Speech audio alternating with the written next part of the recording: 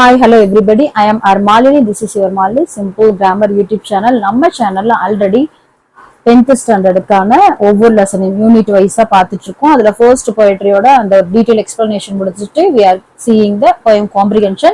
Already we have seen the first 5 lines poem comprehension.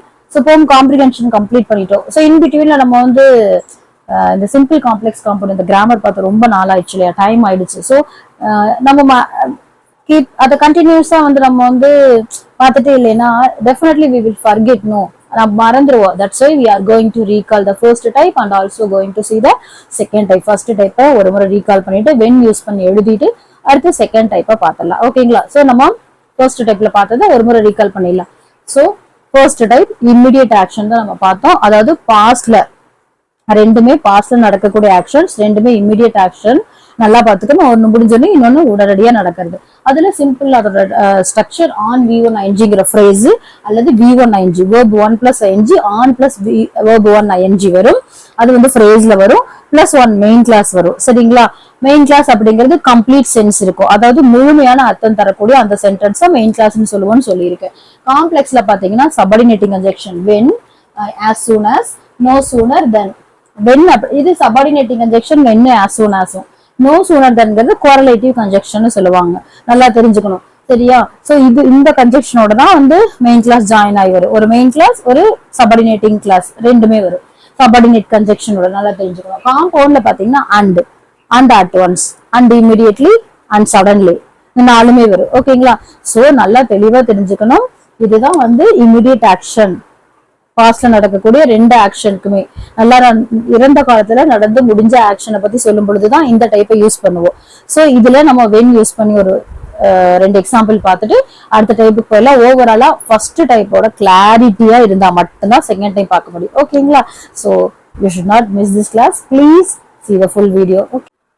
So see the first one type. In the first type ல நமக்கு on V1ing ல as soon as use பண்ணியும் no sooner use பண்ணி நம்ம வந்து examples பார்த்துட்டோம். So when அப்படிங்கிற subordinating conjunction use பண்ணி பார்க்கலாம். கொஸ்டின் பாருங்க. Sitting by the door, Sita saw a bird. அதாவது இதுக்கு என்ன அர்த்தம்னா டோருக்கு பக்கத்துல கதவுக்கு பக்கத்துல சீதா உட்கார்ந்திருந்த போது எதை பார்த்தானா ஒரு பேர்டை பார்த்தா. இதுதான் வந்து சிம்பிள் சென்டென்ஸ். அதோட meaning sitting by the door அப்படிங்கிறது பாத்தீங்கன்னா V1 plus ing and also இந்த sitting by the door அப்படிங்கிறது phrase. it doesn't give full meaning, full sense கொடுக்கல. இது incomplete sense, incomplete meaning கொடுக்குது. ஒரு ஃபுல்லா தரவா ஒரு சப்ஜெக்ட் வெர்ப் காம்பினேஷன்ல இல்ல. நான் ரிப்பீட்டேஷனா சொல்றதுக்காக நீங்க நல்லா மைண்ட்ல செட் பண்ணிக்கணும். phrase doesn't give full meaning. ஓகேங்களா? அடுத்தது சீதாங்கிறது சப்ஜெக்ட், சாங்கிறது verb. Sita saw what? a bird. அப்ப சீதா ஒரு பேர்டை பார்த்தா. அப்ப இது முழுமையான அர்த்தம் கொடுக்குது, கம்ப்ளீட்டோட மீனிங் கொடுக்குது. அது மட்டும் இல்லாம சப்ஜெக்ட் வேர்பு ஆப்ஜெக்ட்ங்கிற காம்பினேஷனோட இருக்கு. அப்ப இது மெயின் கிளாஸ். இந்த சீதா saw a bird அப்படிங்கிறதுல மெயின் கிளாஸ்ன்னு சொல்லுவாங்க. இதை காம்ப்ளெக்ஸ்ல மாத்தும் பொழுது நம்ம சபார்டினேட்டிங் கன்ஜெக்ஷன் யூஸ் பண்ணலாம். சரிங்களா? அப்போ சிட்டிங் பை த டோர் அப்படிங்கிற அந்த ஃப்ரேஸை நம்ம வந்து சபார்டினேட்டிங் கிளாஸா மாத்தணும். அப்படின்னா என்ன பண்ணணும்னா வென்கிற சபார்டினேட்டிங் கிளாஸ் ஆட் பண்ணிட்டு இங்க சப்ஜெக்ட் எது மெயின் கிளாஸ் இருக்கிற சப்ஜெக்ட் சீதா. அப்ப சீதா இங்க கொண்டு வாங்க. சீதா வேர்பு சிட்டில் இருந்து நம்ம என்ன பண்ணணும், நம்ம பாஸ்ட் ரெண்டுமே பாஸ்ட் ஆக்ஷன் சொல்லியாச்சு. அப்போ இந்த மெயின் கிளாஸ் இருக்கிறது சாங்கிறது பாத்தீங்கன்னா சி சா சீன் சீயிங். அப்ப சாங்கிறது verb to past form. அப்போ இங்க நம்ம எழுதும் பொழுதும் past form தான் யூஸ் பண்ணுவோம். when சீதா சிட்டோட பாஸ்ட் சிட்டுங்கிறது verb 1, சாட்ங்கிறது verb 2, verb 3 sat, verb 1 plus ing sitting. சரிங்களா? சோ அப்போ verb 2 என்னது சாட் வரும். அப்போ when Sita sat, sorry when Sita sat அப்படியே by the door எழுதிக்கிறோம். கமா ஃபர்ஸ்ட் நம்ம நவுன் யூஸ் பண்ணோமா, பெயர்ச்சொல் யூஸ் பண்ணோமா, அடுத்தது பிரதி பெயர்ச்சொல்லான ப்ரொனவுன்ஸ் யூஸ் பண்ணுவோம். அப்ப சீதாங்கிறது ஃபெமினைன் ஜெண்டர் இல்லையா? அப்ப அதுக்கான ப்ரொனவுன் பாத்தீங்கன்னா ஷீ வரும். அப்போ ஷீ அப்படியே saw a bird அப்படிங்கறத without changing anything you can write. அதாவது ஃபர்ஸ்ட் நவுன் அடுத்தது ப்ரொனவுன். புரிஞ்சுதுங்களா? இதுதான் வந்து ஆன்சர். அப்போ காம்ப்ளெக்ஸ்ல என்ன மீனிங் பாத்தீங்கன்னா சீதா டோர் பக்கத்துல உட்கார்ந்திருந்த பொழுது, கதவு கிட்ட உட்கார்ந்திருந்த பொழுது போது. வேணும்னா என்ன அர்த்தம்னா போது பொழுதுன்னு அர்த்தம். உட்கார்ந்திருந்த போது அவ எதை பார்த்தா, ஒரு பறவைய பார்த்தா. இதுதான் வந்து மீனிங். அப்போ நம்ம இங்கிலீஷ்ல சொல்லும் பொழுது when Sita sat by the door she saw a bird. for spoken point of view also நீங்க வந்து பாஸ்ட் ரெண்டு ஆக்ஷன் சொல்லும் பொழுது when யூஸ் பண்ணி நம்ம சொல்லலாம். had plus V3 நம்ம யூஸ் பண்ணிக்கலாம். ஓகேங்களா? அப்ப இது ஸ்போக்கனுக்கு ரொம்ப யூஸ்ஃபுல்லா இருக்கும்.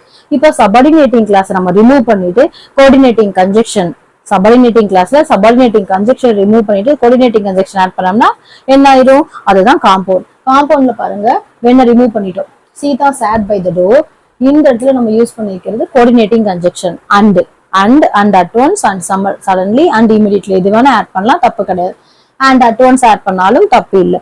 and she is aboard அப்படியே ஒண்ணு இல்ல, காம்ப்ளெக்ஸ்ல மாத்திட்டோம்னா காம்பவுண்ட்ல ரொம்ப ஈஸி. சபார்டினேட்டிங் கன்ஜெக்ஷன் ரிமூவ் பண்ணிட்டு கோஆர்டினேட்டிங் கன்ஜெக்ஷன் ஆட் பண்ணா சரி. அப்ப answer Sita sat by the door.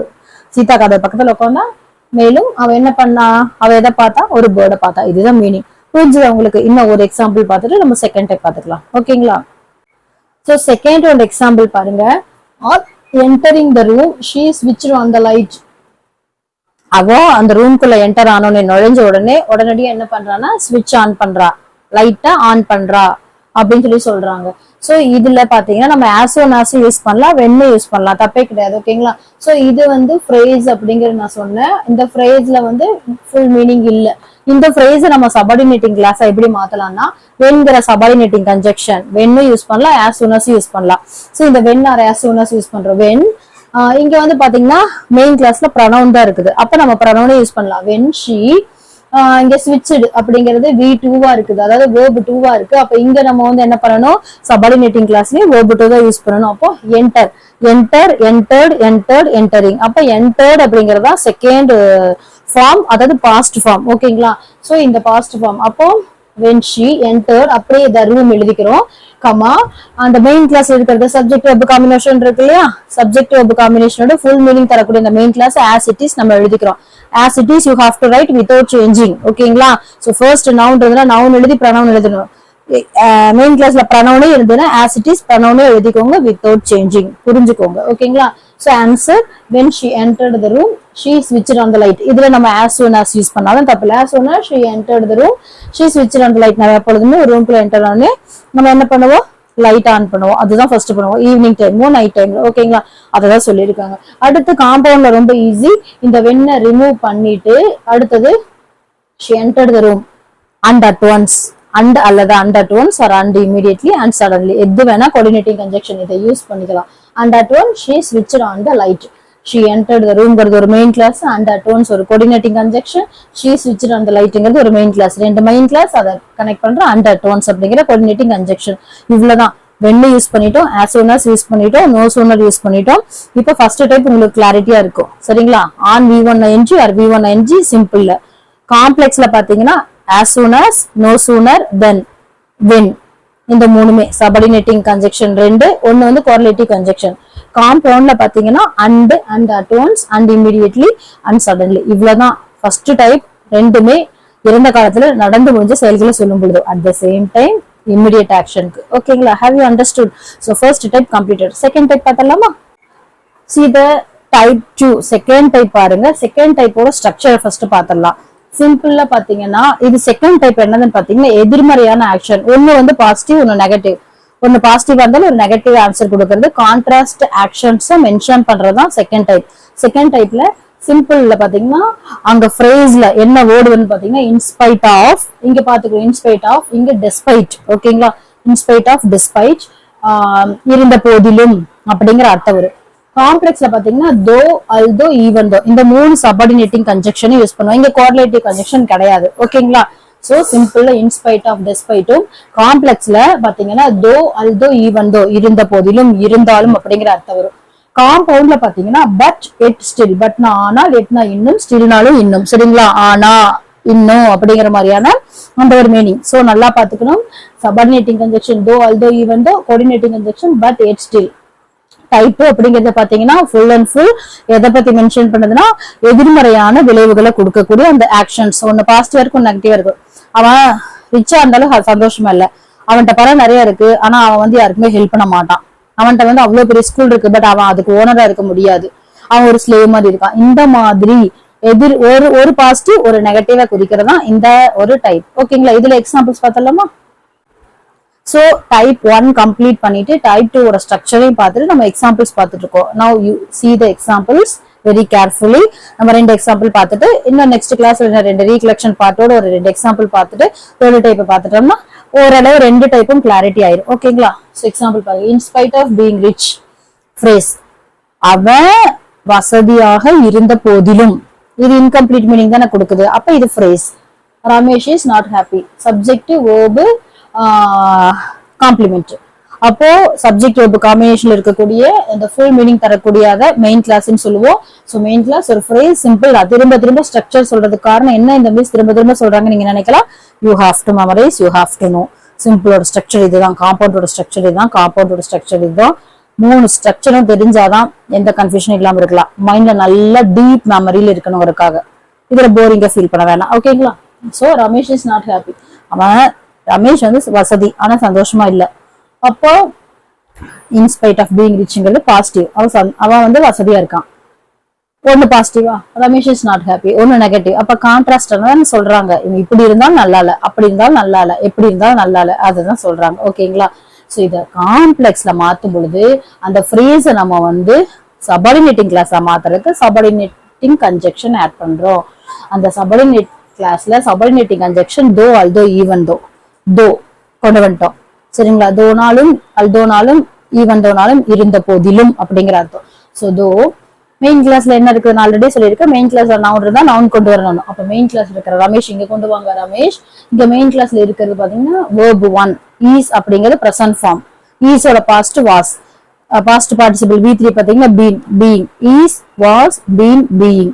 இதே ஆமா இருந்தாலும் ஆம், வாஸ், பீன், பீயிங். ஆரா இருந்ததுன்னா ஆர், வேர், பீன், பீயிங். இந்த மாதிரி. ஓகேங்களா? சிங்குலருக்கு ஒண்ணு, ப்ளூரலுக்கு ஒண்ணு. ஓகேங்களா? சோ இங்க ஈஸ் அப்படிங்கிறது verb 1. அப்ப நம்ம இங்கேயும் verb 1 தான் யூஸ் பண்ணணும். அப்ப இங்க இருக்கிறது பி ஃபார்ம் verb தான். அந்த பி ஃபார்ம் verb-ஓட verb 1 என்னது? ஈஸ் தான் வரும். தோ Ramesh is rich, he is not happy. இங்க கம்பல்சரி கமா போடணும். டிவைட் பண்ணி காட்டணும். சபார்டினேட்டிங் கிளாஸையும் மெயின் கிளாஸையும் டிவைட் பண்ணி காட்டுறது கமா.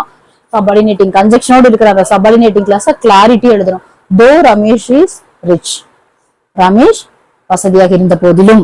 ஓகேங்களா? அந்த பீயிங் ரிச் நம்ம என்ன பண்றோம், ரிச்னு சொல்லிட்டு எழுதிடுறோம். ஓகேங்களா? he is not happyங்கிறத அந்த main clause as it is எழுதிடுறோம். காம்பவுண்ட்ல ரமேஷ் இஸ் ரிச் அந்த சபார்டினேட் கிளாஸ் ரிமூவ் பண்ணிட்டோம். தோ எடுத்துட்டு ரமேஷ் இஸ் ரிச், ரமேஷ் ரொம்ப வசதியா இருக்கான், பட் ஆனா சந்தோஷமா இல்லப்பா, பட்ங்கிற கோஆர்டினேட்டிங் கன்ஜெக்ஷன். அப்போ 2 மெயின் கிளாஸ், அது ரெண்டையும் கனெக்ட் பண்ற அந்த ஒரு கோஆர்டினேட்டிங் கன்ஜெக்ஷன். இவ்வளவுதான். So answer simple as in spite of being rich Ramesh is not happy. Complex though Ramesh is rich, he is not happy. Compound Ramesh is rich but he is not happy. That's all. இன்னும் ஒரு example பார்த்துட்டு complete பண்ணிக்கலாமா? புரிஞ்சிருக்கும்னு நினைக்கிறேன். Contrast actions சொல்லும் பொழுது நம்ம use பண்ணக்கூடியதான் இந்த டைப். ஓகே? சோ செகண்ட் ஒரு எக்ஸாம்பிள் பாருங்க. In spite of her sickness, Sheila attends the school. ஷீலாவுக்கு உடம்பு முடியாம இருந்த போதிலும் அவ ஸ்கூலுக்கு போனா, அதுதான் சொல்றாங்க. So in spite of her sickness அப்படிங்கிறது ஃப்ரேஸ். ஷீலா அட்டெண்ட்ஸ் தி கிளாஸ்ங்கிறது சப்ஜெக்ட் வேர்பு அட்ஜென்ட். அப்போ சப்ஜெக்ட் வேர்பு காம்பினேஷனோட இருக்கக்கூடிய ஃபுல் மீனிங் தரக்கூடிய மெயின் கிளாஸ். இதை நம்ம காம்ப்ளெக்ஸ்ல மாத்தும் பொழுது அந்த ஃப்ரேஸை சபார்டினேட்டிங் கிளாஸா மாத்தும் பொழுது தோ அல்தோ ஈவன் தோங்கிற சபார்டினேட்டிங் கன்ஜெக்ஷன் தோ காமனா ஆட் பண்ணிக்கலாம். இருந்தாலும் தோ மெயின் கிளாஸ்ல இருக்கிற சப்ஜெக்ட்னா ஷீலா, ஷீலா இங்க கொண்டு வாங்க. அப்போ இங்க பாத்தீங்கன்னா அட்டென்ஸ் எஸ் அப்படிங்கறது ஆட் பண்ணிருக்காங்க. அப்ப இது present tense, simple present tense. அதனால ஞாபகம் வச்சுக்கணும். அட்டன் கிட்ட எஸ் ஆட் பண்ணிருக்காங்க. Regular action simple present tense. ஓகேங்களா? அப்ப இங்கேயும் நமக்கு சபார்டினேட்டிங் கிளாஸ்லயும் பாத்தீங்கன்னா மெயின் கிளாஸ் வரணும். தோ ஷீலா, இங்க சிக்னஸ் இருக்கு இல்லையா, இங்க நம்ம என்ன பண்ணிக்கலாம், அங்க பி ஃபார்ம் வெர்ப ஆட் பண்ணிக்கலாம். சரிங்களா? சோ தோ ஷீலா இஸ் சிக், இங்க நவுன், இந்த இடத்துலயும் நவுன். அப்ப இங்க என்ன பண்ணுவோம், மெயின் கிளாஸ்ல ஃபர்ஸ்ட் சபார்டினேட்டிங் கிளாஸ்ல நவுன், அடுத்தது ப்ரொனவுன் யூஸ் பண்ணுவோம். ஷீ, ஷீலாங்கிறது ஃபெமினைன் ஜெண்டரா இருக்கனால ஷீ. இன் கேஸ் மஸ்குலின் அது ராமா, ரமேஷ், தேவா, பாலு இந்த மாதிரி இருந்ததுன்னா, தர்ஷன் இந்த மாதிரி இருந்ததுன்னா நம்ம என்ன பண்ணுவோம்னா நம்ம ஹீ யூஸ் பண்ணுவோம். மஸ்குலின் ஜெண்டர்னா ஹீ, ஃபெமினைன் ஜெண்டர்னா ஷீ. அது உங்களுக்கு தெரியும். அதனால she attends the class as it is எழுதிரும். ஓகேங்களா? மெயின் கிளாஸ்ல எந்த சேஞ்ச் இல்ல. என்ன இங்க இருக்கிற நவுனுக்கு பதிலா இங்க ப்ரொனவுன் யூஸ் பண்ணிருக்கோம். காம்பவுண்ட்ல பாத்தீங்கன்னா இந்த தோ அப்படிங்கிற அந்த ஒரு சபார்டினேட்டிங் கன்ஜெக்ஷன் ரிமூவ் பண்ணிட்டு ஷீலா இஸ் சிக், ஷீலா கூட முடியாம இருந்தது ஆனாலும் அவ ஸ்கூலுக்கு போனா. ஷீ அட்டெண்ட்ஸ் தி கிளாஸ், ஆனா அவ ஸ்கூலுக்கு போனா. அப்போ உடம்பு முடியல அப்படிங்கிறது ஒரு நெகட்டிவ், ஸ்கூலுக்கு போனாங்கிறது பாசிட்டிவ். ரெண்டுமே கான்ட்ராஸ்ட் ஆக்ஷன் தானே, இதை தான் சொல்றாங்க. ஸோ இந்த சபார்டினேட்டிங் கன்ஜெக்ஷன் ரிமூவ் பண்ணிட்டு நம்ம ஆட் பண்றது கோஆர்டினேட்டிங் கன்ஜெக்ஷன் பட். ஓகேங்களா? ஸோ ரெண்டு மெயின் கிளாஸ் ரெண்டையும் கனெக்ட் பண்றது கோஆர்டினேட்டிங் கன்ஜெக்ஷன். இதுதான் நல்லா ஞாபகம் வச்சுக்கணும். டைப் 2ல நம்ம வந்து பார்த்தது இன்ஸ்பைட் ஆஃப் மட்டும் யூஸ் பண்ணி பார்த்துருக்கோம். டெஸ்பைட் அடுத்த கிளாஸ்ல பார்க்கலாம். ஸோ டைப் 2 அப்படிங்கிறது கான்ட்ராஸ்ட் ஆக்ஷன் சொல்றது, ஒரு பாசிட்டிவ் இருக்கும் ஒரு நெகட்டிவ் இருக்கும். ஓகேங்களா? ஸோ இன்ஸ்பைட் ஆஃப் டெஸ்பைட்டும், காம்ப்ளெக்ஸ்ல பாத்தீங்கன்னா தோ அல்தோ ஈவன் தோவும், காம்பவுண்ட்ல வந்து பட் எட் ஸ்டில்லு வரும். சரிங்களா? சோ நல்லா ஞாபகம் வச்சுக்கணும். ஸ்ட்ரக்சர் நமக்கு தெரிஞ்சா மட்டும்தான் இத்தனையும் சேஞ்ச் பண்ண முடியும். திரும்ப திரும்ப நான் ரிப்பீட்டேஷன் சொல்றது காரணம், ஒவ்வொரு எக்ஸாம்பிளையும் நமக்கு ஸ்ட்ரக்சர் தெரிஞ்சாதான், ஓ நம்ம இங்க வந்து நான் இங்க ப்ரொனவுன் இந்த இடத்துல இப்படி சேஞ்ச் பண்ணணும், சபார்டினேட்டிங் கிளாஸ் நம்ம வந்து மெயின் கிளாஸா மாத்திரக்கு என்ன பண்ணணும், சபார்டினேட்டிங் கன்ஜெக்ஷன் ரிமூவ் பண்ணணும், கோஆர்டினேட்டிங் கன்ஜெக்ஷன் ஆட் பண்ணணும்னா அது காம்பவுண்டா மாறிடும் அப்படிங்கிறது தெரியணும். ஃப்ரேஸை சபார்டினேட்டிங் கிளாஸா மாத்துறது தெரிஞ்சு வச்சிருக்கணும். புரியுதா? டென்ஸ் ஃபார்மும் தெரிஞ்சு வச்சிருக்கணும். இதெல்லாம் கிளாரிட்டியா இருந்தா மொத்தம். So that's all the today's class. So next கிளாஸ்ல நம்ம ஃபுல் அண்ட் ஃபுல் பார்க்க போறது செகண்ட் டைப்போட டிஸ்பைட் யூஸ் பண்ணி 2 எக்ஸாம்பிள் பார்த்துட்டு தேர்ட் டைப்பை கம்ப்ளீட் பண்ணிக்கலாம். ஓகேங்களா? ஸோ இதை முடிச்சிட்டோம்னா அவ்வளவுதான். சரியா? அடுத்தது நம்ம வந்து போயட்ரி பார்த்துட்டு அடுத்து ஃபோர்த் டைப் பார்த்துக்கலாம். இன் பிட்வீன்ல நம்ம போயட்ரியும் பார்த்துக்கலாம், ப்ரோஸையும் பார்த்துக்கலாம், அதே மாதிரி கிராமரையும் பார்த்துக்கலாம். போரிங் இல்லாம நம்ம கொண்டு போகலாம். ஓகேங்களா?